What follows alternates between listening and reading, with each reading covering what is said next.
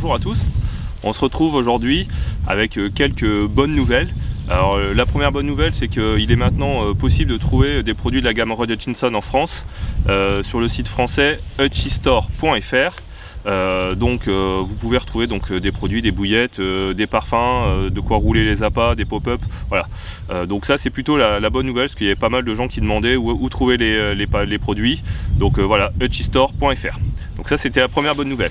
Deuxième bonne nouvelle, c'est que j'ai maintenant un peu plus de temps pour aller à la pêche, et puis que les conditions climatiques le permettent un peu plus, parce que c'est vrai que là on a eu 4 mois de pluie, des crues comme rarement j'ai vu près de chez moi. Donc là le temps se calme un petit peu, même si les rivières sont encore impêchables. Au moins il y a une petite hausse des températures qui, je l'espère, va mettre un peu les poissons en activité. Donc je me retrouve aujourd'hui sur un plan d'eau pour une pêche de 48 heures. Donc c'est un plan d'eau pas très loin de chez moi. Et puis je sais qu'il s'est fait quelques poissons. Je sais pas si les poissons sont très actifs. Donc ce que j'ai fait, c'est que je viens d'arriver. Je vais faire un tapis de particules. Voilà, comme je ne sais pas si les poissons sont encore très actifs, parce qu'on est encore que début avril, hein, les poissons ne sont pas forcément encore super actifs avec les températures qu'on a eues. Donc j'ai préparé un mélange de chêne vie, de petits pellets et de tiger nuts. Donc je vais faire un tapis avec ça, et dessus je vais mettre les nouveautés en France, les bouillettes The Nutty.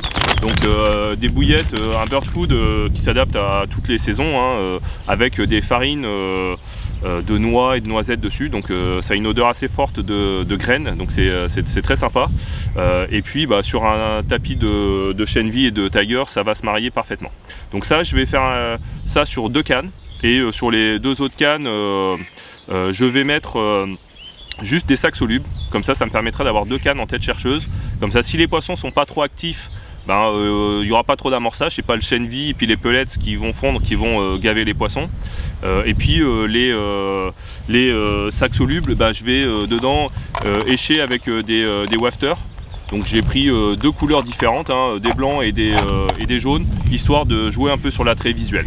Donc voilà, 2 bouillettes, donc 2 cannes sur l'amorçage avec des bouillettes au fond, hein. Je pense que je vais faire un tricheur bouillette tiger nuts, et sur l'autre j'ai fait un petit maïs fake avec une bouillette au fond. Donc vraiment que ça soit identique à l'amorçage. Et puis on va voir ce que ça dit, si les carpes me rendent un petit peu visite ou pas. Allez, c'est parti!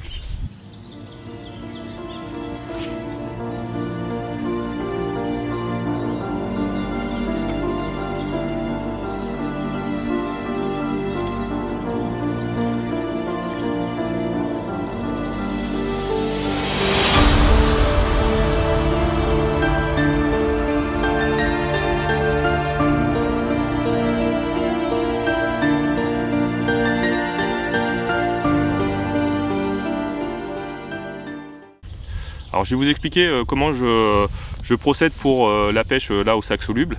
Donc tout d'abord j'ai pris un plomb inline. Donc c'est un plomb inline là qui fait 85 grammes. Donc c'est plutôt un plomb, on va dire, qui est pas trop lourd, qui va permettre de lancer avec le poids du sac. Et le fait que ça soit inline va faire que le poisson, quand il va tendre le badling, va se retrouver tout de suite avec l'inertie complète du plomb. Donc ça pique plutôt très bien. Deuxième chose, j'ai pris un badling en tresse souple. Moi qui suis plutôt un adepte des tresses gainées, surtout quand je dois lancer du bord, j'aime beaucoup les tresses gainées. Mais là le but c'est que ça soit très souple pour pouvoir bien s'insérer dans le sac sans faire des boucles ou qu'il y ait trop de mémoire. Et j'ai opté pour un badling court, une dizaine de centimètres, tout simplement parce que la carpe qui va arriver sur le sac soluble, l'amorçage sera très concentré. Ce qu'il faut, c'est que elle se déplace très peu pour se trouver avec l'inertie du plomb. Donc là, un badling d'une dizaine de centimètres, c'est parfait pour un sac soluble, parce que la carpe va pas beaucoup se déplacer. C'est pas comme quand on amorce assez large, elle va prendre une bouillette, se déplacer vers une autre bouillette ou sur une autre graine, et là donc elle va tendre le badling. Là elle va rester sur place, que tout l'amorçage est concentré. Donc c'est pour ça qu'on utilise un badling court. Et puis là j'ai opté pour un petit wafter de couleur blanche. Donc là c'est surtout le contraste entre les pellets et le wafter qui m'intéresse. C'est que ça fasse une petite tache blanche ou jaune suivant le wafter que je vais utiliser, juste au-dessus du sac soluble que je vais remplir de pellets. Donc je vais vous montrer en détail comment je procède pour faire le sac soluble. Alors pour la réalisation des sacs, je prends un sac soluble. L'avantage de ces sacs, c'est qu'ils sont arrondis sur le bout, donc c'est un peu plus aérodynamique. Alors je commence par prendre le plomb que je vais mettre dans le sac soluble au bout, et je vais le laisser d'un côté, et je vais mettre donc des pellets dans le sac. Donc, petit mélange de pellets, hein, différentes tailles pour qu'il y ait une diffusion différente dans le temps. Donc on se retrouve dans cette situation avec d'un côté le plomb et de l'autre côté les pellets. Et je mets le badling souple à l'opposé du plomb. Comme ça. Comme ça, en fait, le sac va toujours tomber du côté du plomb. Et le petit wafter va toujours se trouver au-dessus, à flotter juste au-dessus du tas de pellets. Et donc pour le souder, je vais tout simplement mouiller légèrement mes doigts. Et je vais faire des petits tourbillons, comme ça, pour souder l'extrémité.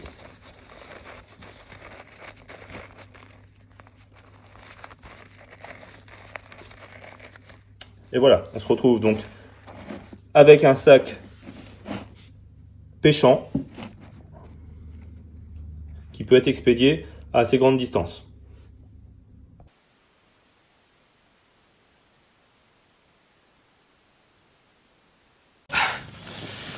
Touche assez franche, mais pour une masse à tanche. Donc voilà, première touche de la session avec un petit sac soluble et puis un petit wafter jaune. Bon, voilà, là, cette fois c'est une tanche. Elle m'a fait une touche, je pensais vraiment que c'était une carpe. Bon, faut dire que quand même une belle tanche. Bon, alors je vais refaire un sac soluble puis je vais relancer la canne sur la zone en espérant que la prochaine fois ça sera une carpe. Allez, je vais la remettre à l'eau.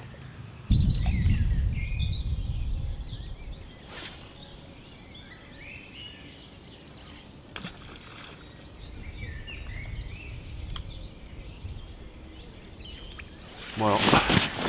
Premier poisson sorti, j'ai fait une touche tout à l'heure sur un sac soluble, bon malheureusement j'ai décroché vraiment juste au bord des puzettes. Et là j'ai fait une nouvelle touche, donc cette fois sur l'amorçage. Hop.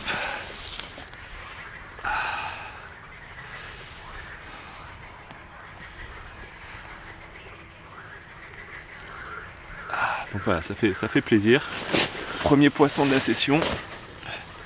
Donc pris sur l'amorçage avec le chenvi puis les bouillettes nutty. Bon, bah, je vais la remettre à l'eau, je vais repositionner la canne, puis j'espère que c'est la première d'une longue série, j'espère. Donc voilà, un poisson pris au montage tricheur, hein, une petite bouillette de 15, une tiger. C'est vieux comme le monde, mais ça fonctionne toujours. Jolie commune, un joli combat. Donc voilà, les poissons sont rentrés sur l'amorçage, hein, donc ça commence à apporter ses fruits.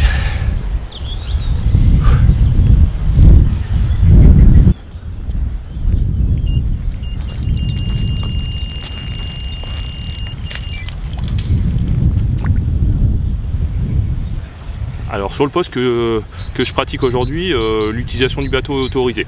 Donc moi ce que j'avais décidé, c'est hier en arrivant d'amorcer avec le bateau, mais de jeter les cannes du bord pour essayer de limiter le bruit sur l'eau. Donc ça a plutôt bien fonctionné, hein, parce que les poissons sont rentrés. Cette nuit j'ai fait des touches. Malheureusement ce matin aussi j'ai fait une touche, je l'ai décroché ce matin. Donc au lever du jour je suis allé retourner amorcer les petites particules. Donc chenvi, pellets de différentes tailles, puis bouillettes The Nutty, avec quelques tigers au fond. Donc j'ai réamorcé sur une zone assez large. Et puis je viens de faire une touche, un poisson plutôt sympathique. Je viens de la peser là, parce que je pèse pas vraiment très souvent les poissons, sauf quand ils ont l'air assez en forme. Et voilà, un poisson qui affiche la barre juste des 20 kg. Donc je suis vraiment content.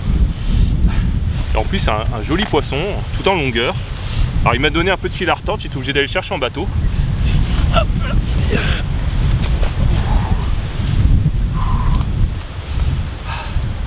Donc voilà ce joli poisson.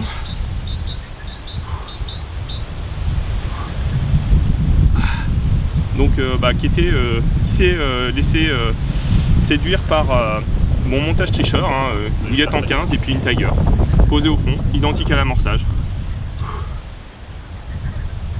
Voilà, donc super joli poisson.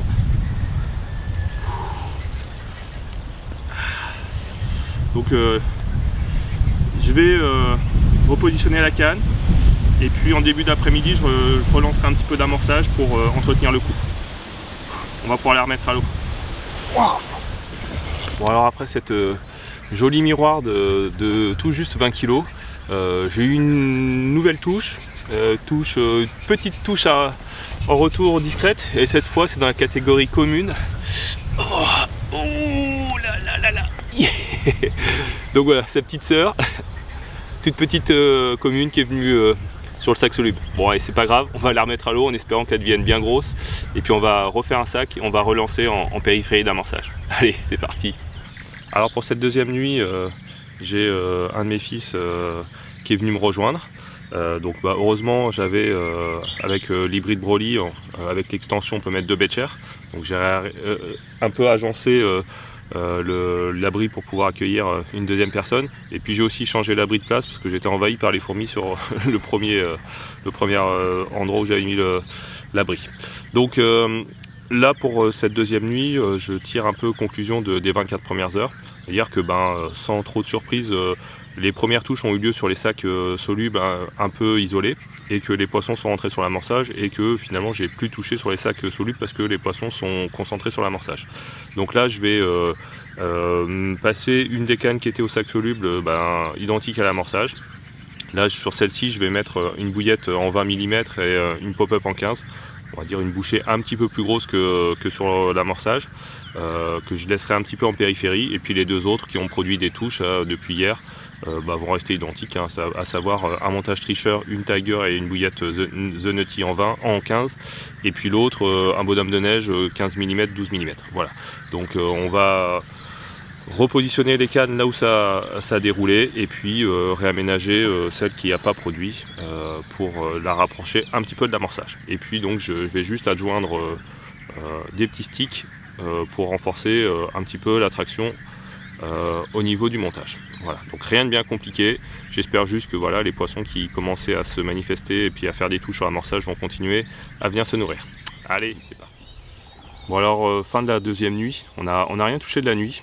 C'est vrai qu'après de longues semaines de temps maussade, de la pluie, on a eu 2-3 jours de soleil, et ça a décidé les poissons à se mettre à frayer. Donc cette nuit, pas une touche. Lucien a fait une touche, on a fait une touche matin, c'est Lucien qui a ferré, mais malheureusement le poisson s'est décroché au ferrage. Donc bon, c'est des poissons qui ne doivent pas s'alimenter très franchement. Et voilà, on a vu ce matin là, les carpes frayées de toute taille. Donc bon, là il va être temps pour nous déjà bientôt de rentrer. Il nous reste à peu près 1 à 2 heures de pêche. Donc on ne sait pas, encore un poisson peut-être isolé qui ne serait pas encore passé au temps des amours. Mais bon, pour une première un peu session de l'année, je suis plutôt satisfait. J'ai fait quand même quelques poissons, un joli poisson. Donc dans un endroit voilà, au calme, c'est l'essentiel, c'est ce qu'on recherche à la pêche déjà avant tout, du calme. Donc à bientôt